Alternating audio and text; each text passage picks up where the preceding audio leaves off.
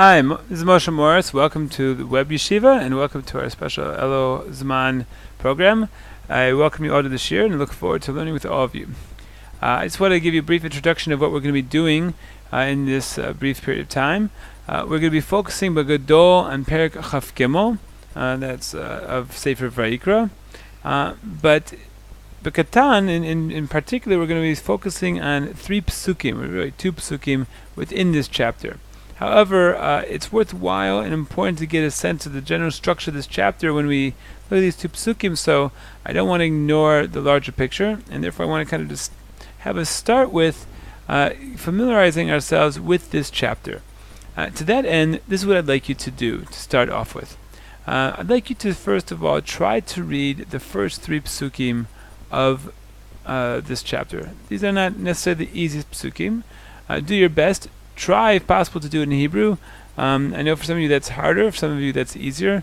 Make the effort. Get a chavrusa, use our show and Meishiv. Really try to work on your language skills while in this class. You'll definitely pay off and you'll definitely be rewarded for it. It's later on, you'll be able to get much more out of the Chumash if you take the time and effort to break any Hebrew barriers that you have.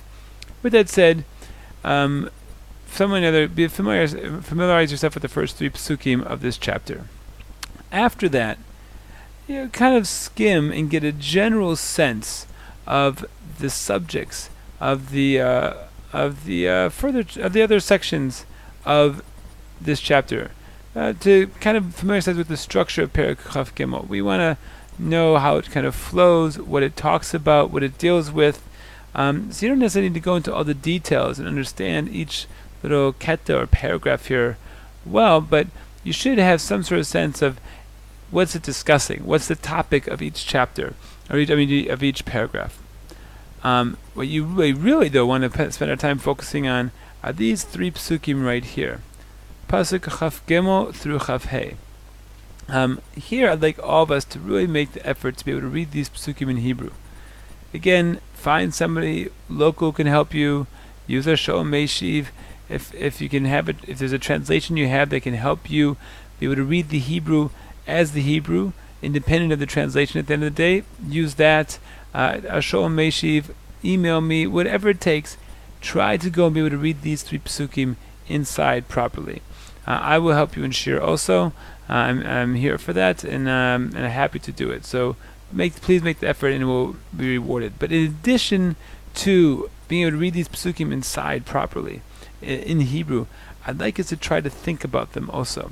And the first thing that I want us to think about are the questions, any questions we have about these psukim, particularly pasuk Chaf Gimel and pasuk Chaf Hey. As we see, pasuk Chaf Dal and Chaf Hey. Chaf Gimel is just basically God spoke to Moshe. Pasuk Vaydiber Hashem Moshe Lemor, pasuk that appears numerous times in the Chumash. We don't need to really focus too much on that. So pasuk Chaf Dal and Chaf Hey, read it and come up with your questions.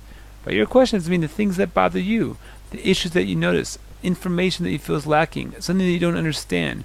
Any question you have on this pasuk is a good question because it's something that you need to figure out in order to be able to understand the pasuk better. The only foolish question is one that someone is afraid to, or unable, or unwilling to ask. That's a foolish question because that prevents you from understanding the text better. So take your time, work on the Hebrew skills, work on trying to figure out what you don't understand about the pasuk, what you'd like to understand better.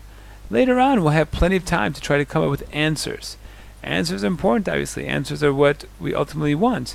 But the answers only come about when we start with the questions. So that's what I'd like us to focus our time and energies on right now. And that's it for now. I look forward to seeing you all in Shir. All the best. Bye-bye.